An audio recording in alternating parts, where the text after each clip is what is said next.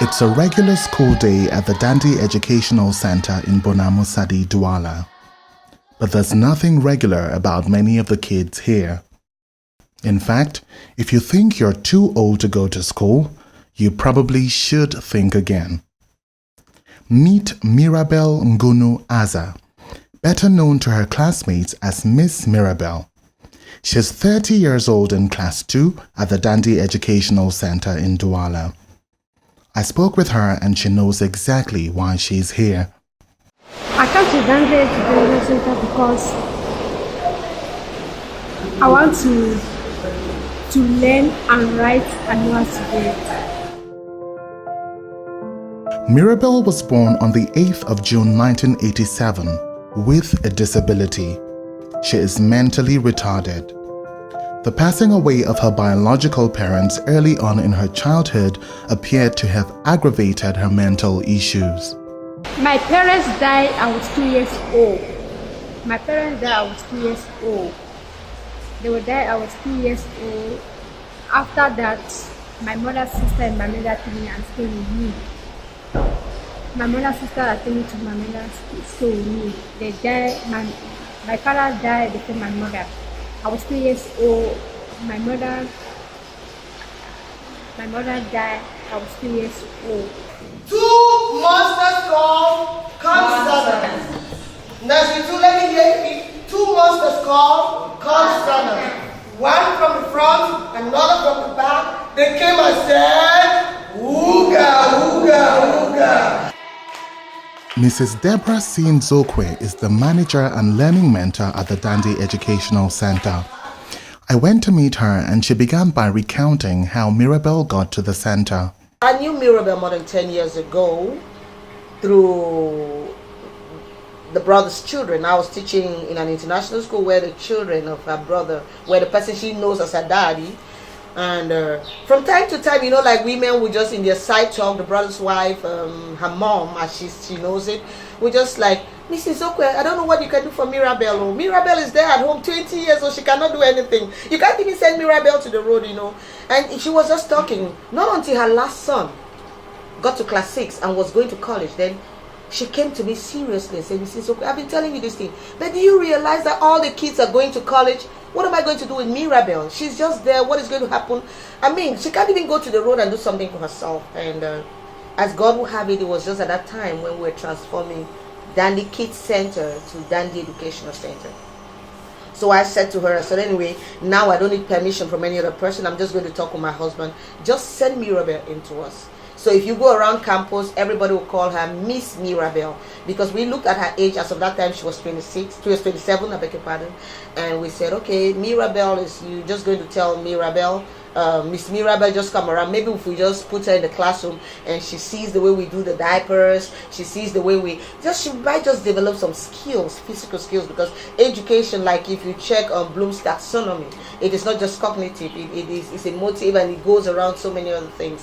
And we decided to just have Mirabel come in. So Mirabel initially enrolled at the Dundee Educational Centre not as a pupil, but rather a kind of nanny to cater for the younger kids. Ms. Marike Itwe was Mirabel's first teacher when she arrived at the Dundee Educational Centre. The first thing we tried to do was to make her feel comfortable by giving her a title, Miss Mirabel. They call me Miss Mirabel because I'm older like the children. I'm older like them. Secondly, when she started, she was not putting on uniform. So the children did not have an idea why she was there.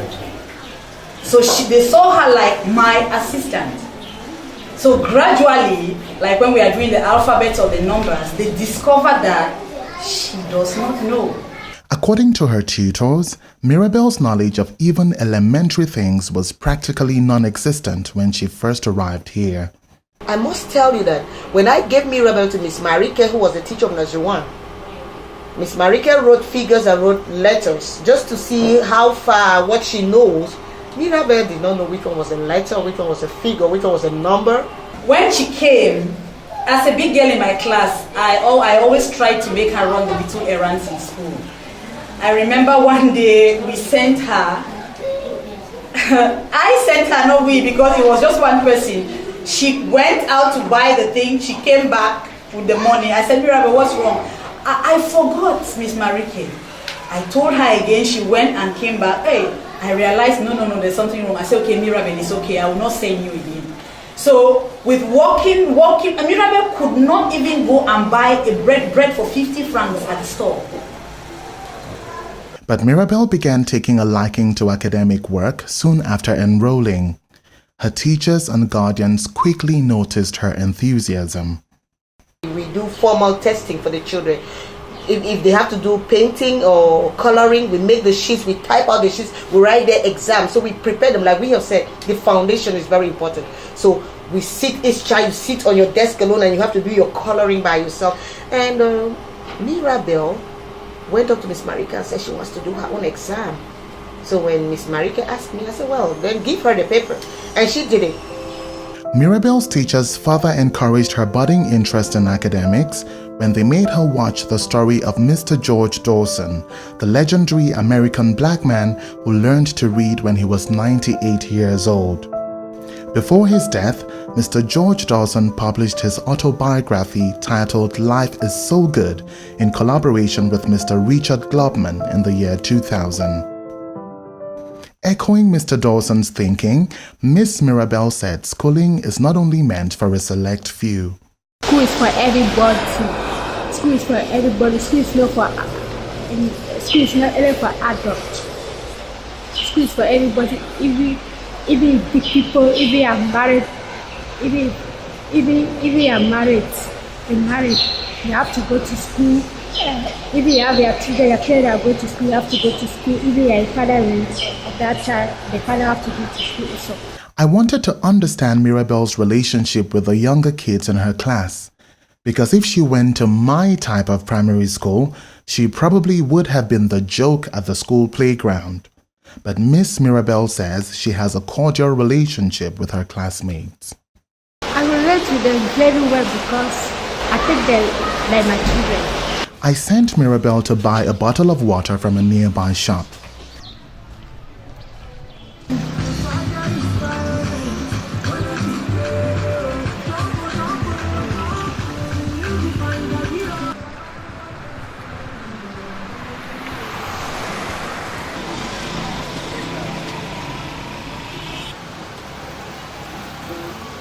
It's a mundane errand for a 30-year-old girl and a task which she completed rather easily. But Miss Emambu Ethel Fosong, Mirabel's current teacher at the Dandy Educational Center, explained that it was virtually impossible to successfully send Mirabel before. Before, Mirabel was that type of a person who could not leave the house alone and go to the other side. She must be accompanied. She could not leave the house and do any errand for the mom. She must be accompanied. She could not leave the house and go to church alone. She could not go to the market. She could not spell her name. She could not recognize or make the difference between numbers and letters. So those are the difficulties that she had before. To better understand Mirabel's story, I went to meet Mrs. Nchitanji Mireille, Mirabel's sister-in-law. You're welcome. She is married to Mirabel's older brother and is the woman Mirabel now considers as her mom. Mrs. Nchitanji began by recounting the circumstances surrounding Mirabel's childhood. Mirabel was 3 years old when her mother died, and she was being taken care of by the mother's sister, that's my husband's aunt. So all along as she has been growing, she was a little bit retarded. So she was going to school, but she was not doing well. She wasn't doing well in school. Sometimes she would go to the next class without even passing in primary school, and there were moments that she dropped out of school and they took her to learn a trade. They took her to one of the in Bingo. She stayed there for some months and then came back.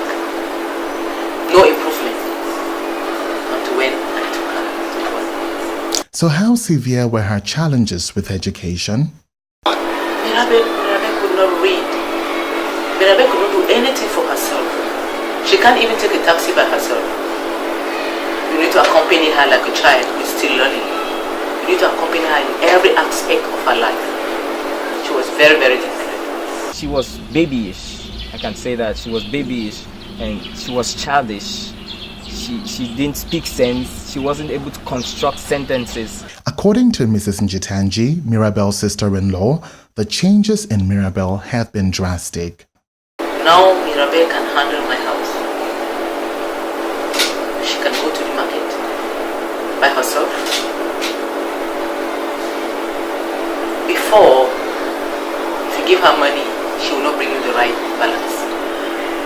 But I will write a list and I will go to the market, buy everything and comes back without any problem. But now she speaks English. She speaks fluently. She can discuss with you. She can chat with you, exchange words with you. She can walk long distances. She can analyze situations. Those are things that she couldn't do. I take a taxi to go to church every Sunday to go and worship God. What she does in church, I cannot do it. She's so old. So old. To an extent that the recent one I witnessed in church was during church service.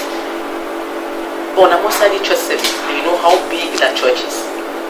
The pastor said somebody should give a song. Mirabel stood up with all the confidence. She gave him a song. They were singing. I can't do that. To be honest, I have to be sincere. She is so bold in you can't cheat her. She knows her right. And is a very caring someone. Now, 5 people can send Mirabel at a time. You can give her, all of you can give her 5,000 francs. You tell, you want this, you want chocolate, you want juice, you want milk, you want... Mirabel will retain all those things, goes to the store, buy them, and comes and give the normal change. So there are so many changes. Now she can spell her name by herself. She can identify numbers from letters, things she didn't know before. Now, Mirabel's mother sends her to the market. She does multiple chores without getting confused.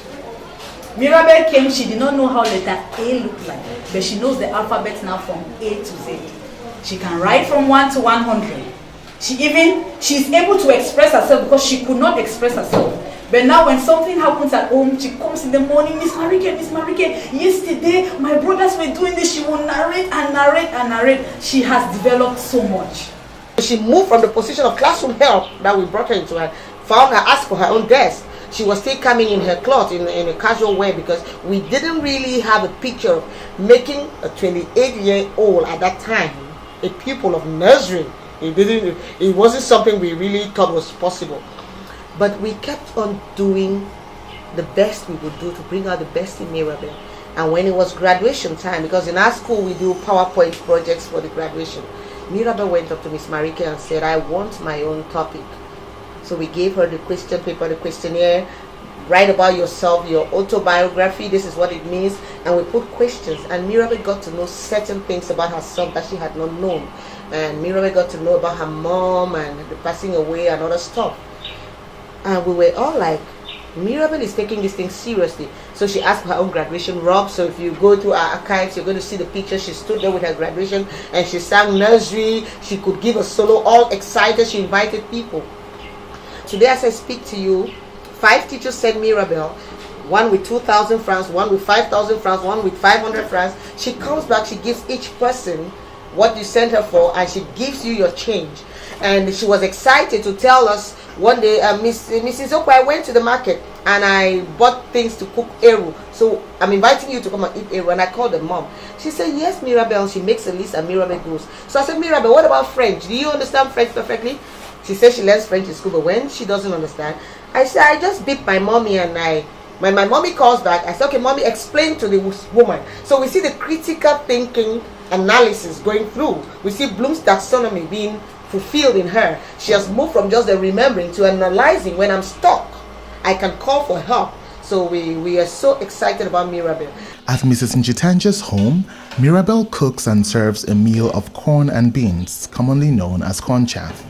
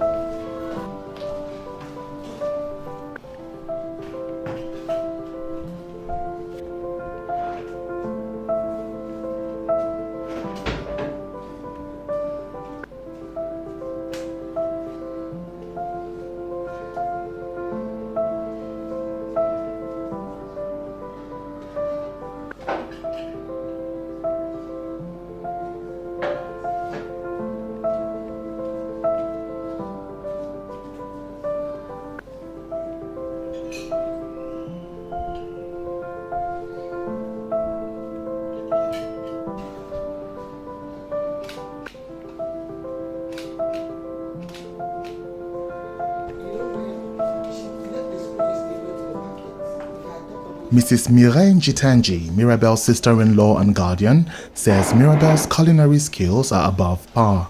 Conchave is prepared by her. It's her favorite. She does it well. To be honest, I can't do it like this. The taste is different. So each time I'm preparing conchave, she's the one doing it, and the children are very happy. The day before yesterday, they did conchave. Yesterday they asked for it, so it's on their request. I spoke with Mirabel after the meal to find out why she loves school. I like school because in a school like that, there are many more things that you know. According to Mrs. Deborah Sin Zokwe, manager and learning mentor at the Dante Educational Center in Douala, the decision to take on special needs cases like Mirabel and mixing them up with regular kids at the center ties with the institution's philosophy on encouraging inclusive education. We think that education should be more inclusive, and UNESCO is talking about that too, and that was a theme for Cameroon this year. Education must be inclusive, because we looked around the world and we didn't see a world of blind people. Well, I asked myself once, I said I've never been into a bank, for example, and I meet just a set of blind people. So the clients are blind, the cashier is blind, and everybody. So why do we therefore train them apart from us? We should learn to live with them. Especially being a mother, I feel very much the pain of excluding a child, because I would say a child is not a bunch of plantain. You don't go to the market and then you examine and say, oh no, I don't like big fingers, I prefer slim fingers, I prefer. So no woman was unable to choose. So why should we exclude her for receiving a gift from God? Because the Bible says every gift comes from God, and every gift from God is good and is perfect. So with that in mind, we said no, we can't exclude. So we're going to make a center so that when you bring your child, you're not going to say this is a nursery school, this is a primary school, where no, it's a center, which means everybody is included. And with that, we have had many success stories. On top, AA, on top, on top, on top, on top, on top, AA, on top, on top, on top, on top, AA, on top. In front. Mirabel's teachers say their success with pupils like Mirabel is largely because the institution implements the policy of differentiation when teaching classes with special needs children. But what exactly is differentiation? In a very layman way of expressing myself, differentiation is picking out these particular things in different children, working with them differently. For example, examples make it easy. If I'm teaching numbers in my classroom. I have those who can count from 1 to 10. I have those who can identify from 1 to 10. I have those who can write. So in one lesson of numbers from 1 to 10, I will divide my work like this. Those who cannot count will do the singing from 1 to 10. Those who can sing but cannot identify will be doing sorting, sorting out numbers. those who can identify they are not able to write will be tracing the numbers. At one class, I'm doing numbers but differentiating according to the abilities of the kids. Once when I attended an international conference on education, I loved the way one of the facilitators presented it. He did a picture of animals in the jungle, and he gave everybody a banana. You can imagine who will be jumping. The monkeys were jumping from one tree to another, having 5 bananas, and then you would see some other animals like the lion frowning at you. So he concluded, fairness is not about giving everybody the same thing, but it's giving everybody what they need. That's a summary of differentiation. Differentiation is a principle or a policy of education and teaching which states that every child is unique. Every child has abilities. Every child can learn. Yet we function with them in one whole. So we move from their uniqueness to the general concept. It's very important because we get to work with the children according to their abilities. So a child does not feel pressure. Imagine I'm pressurizing a child who cannot identify to start writing. I mean, that kind of pressure will discourage a child to learn. So it makes it easy. Every child feels comfortable at their level to learn. There's no pressure on any child. I learned dancing because if you don't understand something in class, they explain to you. They teach very well. They think that you always understand. If you don't understand something in class, you ask, they'll explain to you very well.